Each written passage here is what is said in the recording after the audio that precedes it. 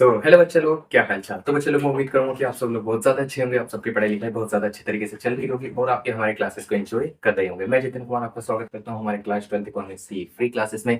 और बच्चे लोग, हम कर रहे थे क्लास 12 मैक्रो इकोनॉमिक्स की यूनिट नंबर 2, जो मनी एंड बैंकिंग से रिलेटेड बात करती है। एंड ये इस यूनिट का जो है 5th लेक्चर होने वाला है। अगर आपने लास्ट 4 लेक्चर अभी तक नहीं देखे हैं तो पहले जाके उन्हें कंप्लीट कीजिए, देन इस लेक्चर को कंटिन्यू कीजिएगा। लास्ट 4 लेक्चर का लिंक आपको नीचे डिस्क्रिप्शन में मिल जाएगा, आप उन्हें जाके चेकआउट कीजिए।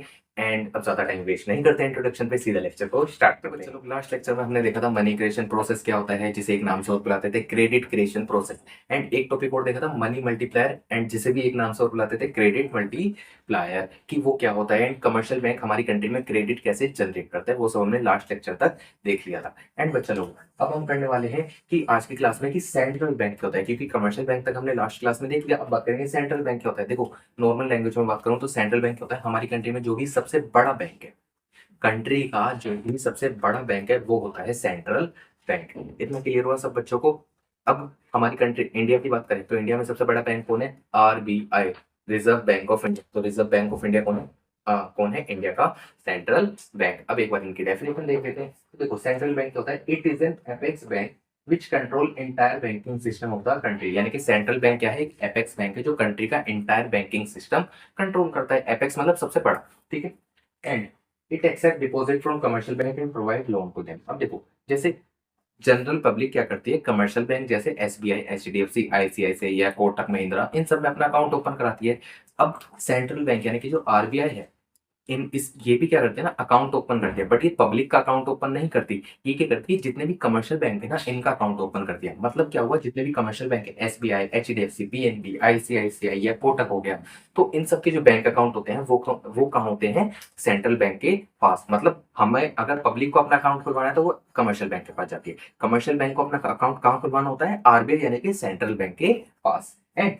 जैसे अपने जो अगर मेरा अकाउंट एसबीआई में है तो मैं एसबीआई में पैसे भी जमा करा सकता हूँ और उनसे लोन भी ले सकता हूँ जब जरूरत हो। ऐसे ही जो कमर्शियल बैंक होते हैं ना, इनका अकाउंट कहाँ है? सेंट्रल बैंक यानी कि आरबीआई के पास। तो ये आरबीआई के पास अपना पैसा जमा भी करा सकते हैं और आरबीआई से लोन भी ले सकते हैं जब इन्हें जरूरत हो। तो यहाँ पे इसी लिखा है, it accept deposit from commercial bank and provide loan to them.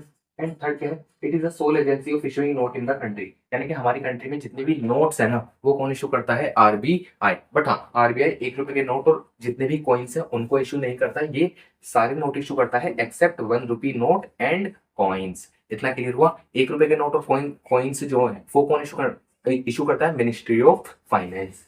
ठीक है। It serve as a bankers to the government. यानी कि हमारी कंट्री में जो गवर्नमेंट है उसके जितने भी बैंक अकाउंट है वो कौन हैंडल करेगा? आरबीआई यानी कि सेंट्रल बैंक। ठीक है। It manage forex reserve of the country. यानी कि हमारी कंट्री में जितना भी फॉरेक्स यानी कि फॉरेन करेंसी का रिजर्व है वो भी कौन मेंटेन करता है? सेंट्रल बैंक यानी कि आरबीआई। ठीक है। Reserve bank of India is the central bank of India, ये मैंने आपको पहले ही बता चुका हूँ। तो ये क्या था हमारा सेंट्रल बैंक के बारे में बेसिक बेसिक बातें थी। एग्जाम में क्या होगा, सेंट्रल बैंक के बारे में डायरेक्ट ना पूछ ले, वो पूछेगा सेंट्रल बैंक और कमर्शियल बैंक में डिफरेंस क्या है। अब यहाँ तो देखो, मैंने कमर्शियल बैंक आपको पहले क्लास में पढ़ा दिया, जितनी भी उसके बारे में डिटेल थी। यहाँ आपको सेंट्रल बैंक बता दिया। आपको एग्जाम में ना हर पॉइंट के बेसिस पे डिफरेंस लिख देना। अब एग्जाम में आपको डिफरेंस को प्रेजेंट कैसे करना है, कैसे नहीं करना, क्या क्या पॉइंट उसमें इंक्लूड करने चाहिए, उसके लिए आपको क्या करना, अपने टेक्स्ट बुक में देखना। वहाँ पे एक डिफरेंस होगा, बुक में दिया होगा डिफरेंस सेंट्रल बैंक और कमर्शियल बैंक के बीच का। उसको आपको अच्छे से लर्न करना पड़ेगा ताकि आपको पता लगे कि एग्जाम में डिफरेंस अगर आया तो उसे प्रेजेंट कैसे करना है। मैंने आपको यहाँ पे समझा दिया, बस आपको वहां पे एक बार रीड करोगे तो आपको समझ आ जाएगा। ऐसा कोई भी रॉकेट साइंस उसमें नहीं होगी। ठीक है बच्चे लोग, अब हमारा जो अगला टॉपिक आता है वो आता है फंक्शन ऑफ सेंट्रल बैंक। और ये बहुत ज्यादा इंपॉर्टेंट है बिकॉज एग्जाम में इसमें से क्वेश्चन 100% पूछा ही जाता है। सबसे पहले अगर हम बात करें, देखो ये हमारे पास 7 पॉइंट है। इन 7 पॉइंट में से क्या होगा ना, किसी ना किसी एक पॉइंट के ऊपर एग्जाम में क्वेश्चन आएगा ही आएगा। ये हर बार का, ठीक है, आता ही आता है। अब देखो, इसमें से मैं आपको 3 पॉइंट ऐसे होंगे जो बहुत ज्यादा इंपॉर्टेंट है, वो मैं उसमें मैंने स्टार बनाया हुआ है। बट उस 3 के अलावा भी आपको सारे पॉइंट करने हैं। ऐसा नहीं होना चाहिए कि आपने सिर्फ वही 3 पॉइंट कर लिए। आपको पढ़ना सब है, बट ये जो 3 ज्यादा इंपॉर्टेंट है इस पर फोकस ज्यादा देना है। ठीक है, तो चलो सबसे पहला हमारा फंक्शन आरबीआई का क्या है, जो सेंट्रल बैंक है उसका फंक्शन क्या है? Bank of issuing note. यानी कि हमारी कंट्री में जितने भी नोट्स है वो कौन इशू करेगा? हमारा सेंट्रल बैंक यानी कि आरबीआई इशू करता है। आरबीआई के पास ना अनलिमिटेड लीगल टेंडर है नोट इशू करने का। अनलिमिटेड लीगल टेंडर होने का मतलब क्या है कि हमारी कंट्री में जितने भी नोट्स हैं वो सिर्फ और सिर्फ आरबीआई इशू कर सकता है और कोई इशू नहीं कर सकता। अगर और कोई नोट इशू करेगा तो भैया वो इलीगल है एंड जेल हो सकती है।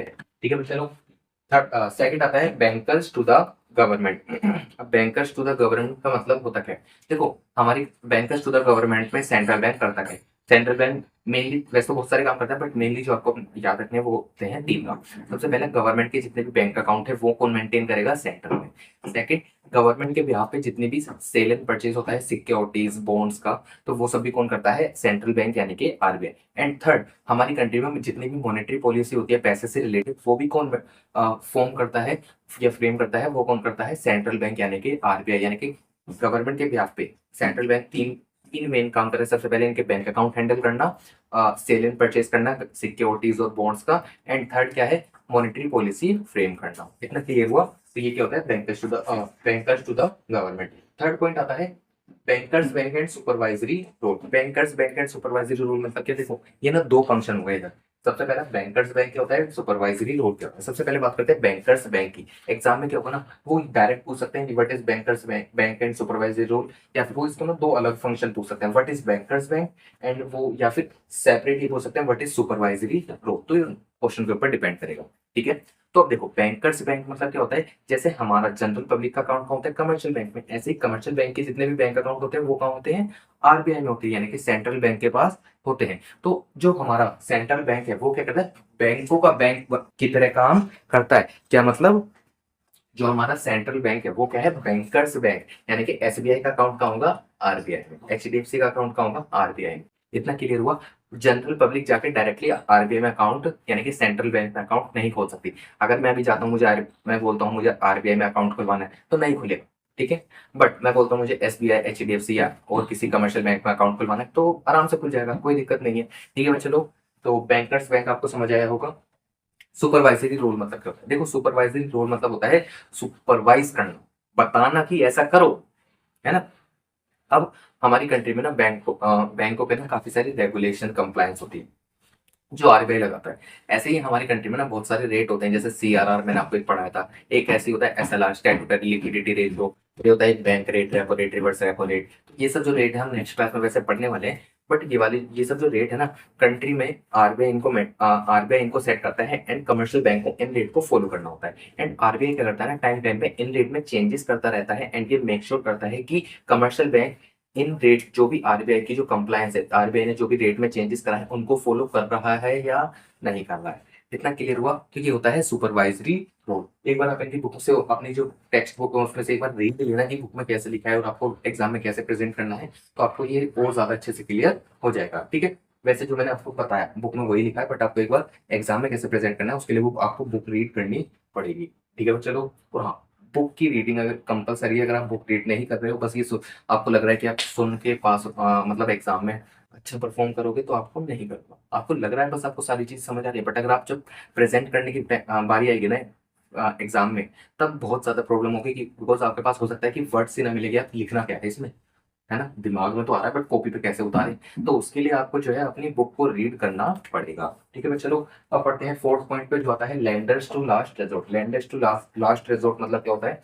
काफी बार ऐसा होता है जो बैंक होते हैं ना, उनकी फाइनेंशियल कंडीशन बहुत ज्यादा अच्छी नहीं होती है, बहुत ज्यादा खराब चल रही होती है। ठीक है, जिसकी वजह से होता है ना जो बैंक जो है इंसॉल्वेंसी की कंडीशन में आ जाते हैं एंड काफी बार बैंकों पे बहुत ज्यादा लोन हो जा रहा है या फिर बैंकों के पास कैश ही अवेलेबल नहीं है पब्लिक को पैसा वापस करने के लिए। पब्लिक खड़ी है कि यार हमने अपना पैसा बैंक में जमा करा था, हमें वापस दो, बट बैंक के पास पैसा ही नहीं है। तो ऐसे में क्या होता है ना, बैंक डूबने लगते हैं कंट्री में। और कोई भी अगर बैंक है ना, तो उसमें करोड़ों लोगों का अकाउंट होता है, लाखों करोड़ों लोगों ने अपना अकाउंट खुलवाया होता है। अगर एक बैंक डूबेगा ना, तो लाखों करोड़ों लोगों का पैसा डूबेगा और इकोनॉमी हिल जाएगी भाई। तो आरबीआई ना, यानी कि जो आरबीआई है, ये सेंट्रल बैंक है, वो ऐसा कभी नहीं चाहेगा कि हमारी कंट्री की जो इकोनॉमी है वो खराब हो जाए। तो आरबीआई क्या कहता है ना, कि अगर ऐसी कोई कंडीशन आती है किसी भी बैंक के पास कि वो फाइनेंशियली ठीक नहीं है और उन्हें फाइनेंशियली किसी कहीं और से भी मदद नहीं मिल रही, कि फॉर एग्जांपल एक बैंक है जो पूरी तरह डूबने की कगार पे है और उसे कहीं और से मदद नहीं मिल रही पैसे की, यानी कि सबने मना कर दिया, वो बाकी हर जगह चला गया कि कहीं से पैसा आ जाए, बट उसे कहीं से पैसा नहीं मिल रहा जिससे वो अपनी फाइनेंशियल कंडीशन को ठीक कर पाए। तो ऐसी सिचुएशन में जो उसका लास्ट रिजोर्ट यानी कि अंतिम एक तरह से होता है ना, आखिरी उम्मीद बन के कौन आएगा, सेंट्रल बैंक यानी कि आरबीआई। ऐसी सिचुएशन में आरबीआई उस बैंक को जो है पैसा प्रोवाइड यानी कि लोन प्रोवाइड कराएगा, जिससे वो बैंक अपनी जो है फाइनेंशियल कंडीशन को ठीक कर सकता है, लोगों का पैसा वापस कर सकता है। और आरबीआई ये करता क्यों, ताकि वो मेक श्योर कर सकते हैं कि हमारी कंट्री की जो banking system and banking and monetary system है वो हम क्या कहते हैं ठीक रहे, उसमें कोई भी गड़बड़ ना हो या वो खराब ना हो, ठीक है, कोई भी प्रॉब्लम नहीं है। इतना क्लियर हुआ, ठीक है। लेंडर्स टू लास्ट ट्रेजर, ये थर्ड और fourth point, bankers bank and supervisor role and lenders to last treasure, ये इंपॉर्टेंट है, एग्जाम में पूछा जाता है, इसको अच्छे से करना। Custodian of foreign exchange, custodian of foreign exchange मतलब क्या होता है, हमारी कंट्री में जितना भी फॉरेन करेंसी का जो रिजर्व है वो भी कौन मेंटेन करता है, सेंट्रल बैंक मेंटेन करता है। यहाँ तक कि वो सिर्फ फॉरेन करेंसी का रिजर्व मेंटेन नहीं करता है, वो ये भी मेक श्योर करता है कि हमारी कंट्री की जो करेंसी है, फॉर जैसे रुपए, उसकी जो भी मार्केट वैल्यू है फॉरेन एक्सचेंज मार्केट में, ठीक है, वो बहुत ज्यादा डाउन ना जाए एंड बहुत ज्यादा बढ़ भी ना जाए, ठीक है। बहुत ज्यादा किसी भी चीज का बहुत ज्यादा बढ़ना और बहुत ज्यादा डाउन जाना दोनों ही बुरी कंडीशन है।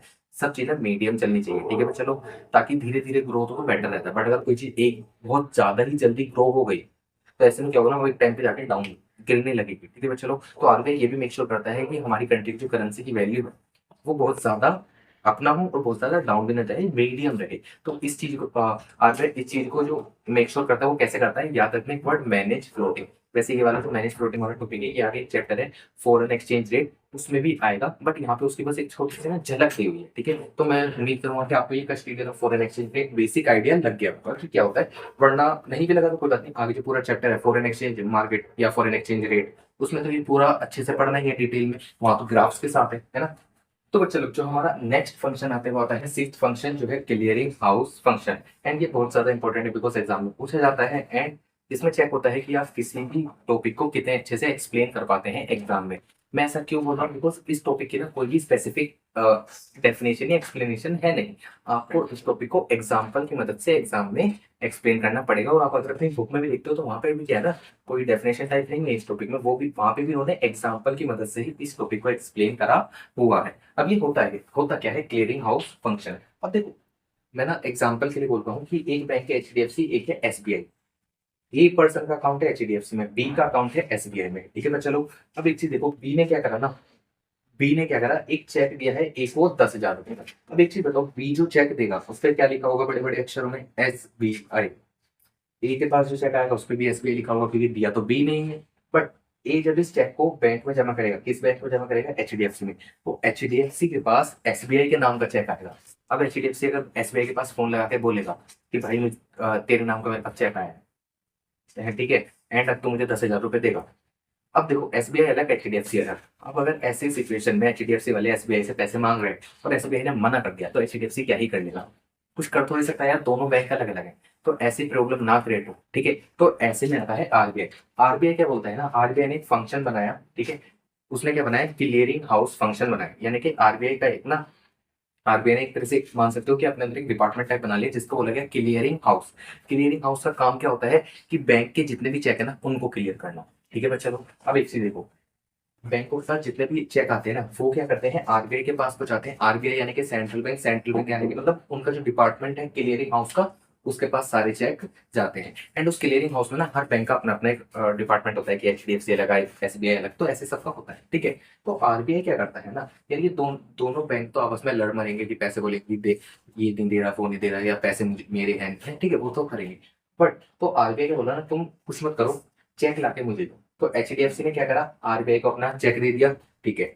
आरबीआई क्या करेगा, चेक देगा कि हाँ भाई, एसबीआई को 10,000 रुपए देने हैं, किसे, एचडीएफसी को। क्यों, क्योंकि एचडीएफसी के पास 10,000 रुपए का चेक आया है एसबीआई के नंबर पर, ठीक है।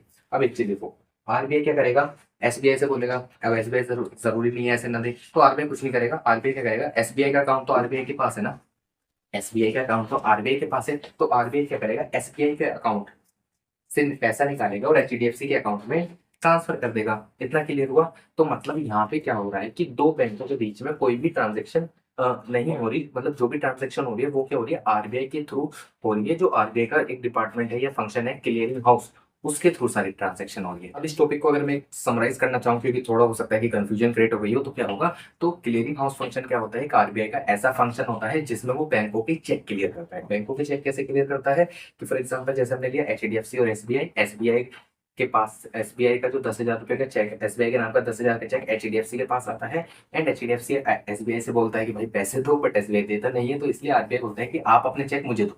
एचडीएफसी क्या करेगा, जो भी चेक आया वो आरबीआई को देगा। आरबीआई क्या करेगा यार, देखो आरबीआई एचडीएफसी को बोलेगा कि तुम चिंता मत करो, तुम्हारे नाम का अकाउंट मेरे पास है एंड एसबीआई के नाम का अकाउंट भी मेरे पास है, तो मैं क्या करूंगा, एक बार चेक वेरीफाई करूंगा कि सारी चीजें सही है एंड देन 10,000 रुपये एसबीआई के अकाउंट से निकाल के आपके यानी कि एचडीएफसी के अकाउंट में ट्रांसफर कर दूंगा। यानी कि यहाँ पे बैंकों के बीच में कोई ट्रांजेक्शन नहीं हो रही, जो भी ट्रांजेक्शन हो रही है वो आरबीआई करता है। तो इसको बोला जाता है क्लियरिंग हाउस फंक्शन। और एंड मैं उम्मीद करूँ कि आपको ये चीज समझ आई होगी। एक बार बुक से रीड कीजिएगा कि एग्जाम में प्रेजेंट कैसे करना होगा, ठीक है। एंड लास्ट टॉपिक आता है control of credit. Control of credit मतलब क्या होता है, हमारी कंट्री में जो भी मनी सप्लाई होती है या फिर क्रेडिट सप्लाई होता है, जो कौन करता है, कमर्शियल बैंक, एंड इसको कंट्रोल कौन करता है, आरबीआई, यानी कि हमारी कंट्री का सेंट्रल बैंक। मैं आरबीआई इसलिए बोल रहा हूँ ताकि आपको थोड़ा ना फेमिलियर लगे और समझने में इजी हो, बट जब आप एग्जाम में लिखोगे तो आप हर जगह आरबीआई मेंशन मत करना, आरबीआई लिख करना central bank and then bracket में आरबीआई लिख के आ जाओ, ठीक है बच्चे लोग, ताकि एग्जामिनर को कंफ्यूजन ना हो। अब एक चीज देखो, कंट्रोल ऑफ क्रेडिट होता है, जो हमारी कंट्री का सेंट्रल बैंक होता है ना, वो हमारी कंट्री में जो क्रेडिट है उसको कंट्रोल करता है डिपेंडिंग अपॉन द सिचुएशन। हमारी कंट्री में इन्फ्लेशन है या डिफ्लेशन है, अगर डिफ्लेशन चल रहा है तो क्रेडिट ज्यादा जाना चाहिए, तो आरबीआई क्या करता है, आरबीआई के पास ना काफी सारे ऐसे रेट होते हैं जो आरबीआई मेंटेन करके रखता है, bank rate, repo rate, reverse repo rate, तो आरबीआई इन रेट में कम ज्यादा कुछ ना कुछ छेड़छाड़ करता है, जिसकी वजह से हमारी कंट्री में इन्फ्लेशन है या डिफ्लेशन है उसकी कंडीशन को ठीक करा जा सके। अब इन रेट को कम ज्यादा करने से क्या होता है ना, हमारी कंट्री में जो मनी सप्लाई है, मनी सप्लाई मतलब जो कमर्शियल बैंक मनी सप्लाई में कंट्रीब्यूट करता है, एक तरह से बोला जाए तो कंट्री में जो क्रेडिट प्रोवाइड कराता है उसमें कम ज्यादा यानी कि उसमें चेंजेस होते हैं, ये होता है कंट्रोल ऑफ क्रेडिट। अगर ये टॉपिक आपको कंट्रोल ऑफ क्रेडिट अभी इतना ज्यादा समझ ना आया हो तो कोई बात नहीं, मैं इस पर ज्यादा डीप में भी नहीं जा रहा, बिकॉज नेक्स्ट क्लासेस में हमें सारे जितने भी रेट होते हैं ना, बैंक रेट, रेपो रेट और reverse repo rate, CRR, SLR, ये सब अच्छे से पढ़ना है। एंड आरबीआई कैसे क्रेडिट को कम करता है, कैसे कंट्रोल करता है, कैसे कम ज्यादा इसको इन्फ्लेशन डिफ्लेशन दोनों की सिचुएशन में कैसे कैसे हैंडल करता है, वो सब हम नेक्स्ट क्लास में देखने ही वाले हैं। तो वहां पे हम इसे बहुत ज्यादा अच्छे से करने वाले हैं। अगर किसी को यहाँ पे कंफ्यूजन होगा तो नेक्स्ट क्लास तक का वेट कीजिए, आपके सारे डाउट क्लियर हो जाएंगे। और बच्चा लोग, मैं उम्मीद करूंगा कि आपको ये सारे जितने भी फंक्शंस थे ये अच्छे से समझ आए होंगे। मैं दोबारा रिपीट कर रहा हूँ, आपको अपनी बुक में से इनकी एक बार रीड लेनी पड़ेगी, तभी ये सारी चीजें अच्छे से क्लियर हो पाएंगी, वरना आपको सिर्फ एक इल्यूजन में रहोगे कि आपको समझ आ रहा है, बट एग्जाम में जब प्रेजेंट करने की बारी होगी तो आप नहीं कर पाओगे। तो आपको अपनी बुक से रीड लेनी पड़ेगी। एंड बच्चा लोग, आज के लिए इतना ही रखेंगे, नेक्स्ट क्लास में हम इस यूनिट को खत्म ही कर देंगे। एंड मैं उम्मीद करूंगा कि आपको सारी चीजें अच्छे से समझ आई होंगी। अगर कुछ भी नहीं समझ आया तो आप नीचे कमेंट सेक्शन में पूछ सकते हैं। और हाँ, अपना फीडबैक जरूर दीजिएगा कि आपको लेक्चर समझ आ रहे हैं, नहीं आ रहे हैं, या फिर कुछ चीज़ें अगर इंप्रूव करनी चाहिए तो क्या, आप अपना फीडबैक जरूर दीजिएगा। एंड अगर हो सके तो अपने फ्रेंड्स के साथ शेयर भी कीजिएगा इन लेक्चर को। एंड मैं मिलूंगा आपको सीधा नेक्स्ट लेक्चर में, तब तक के लिए बाय बाय।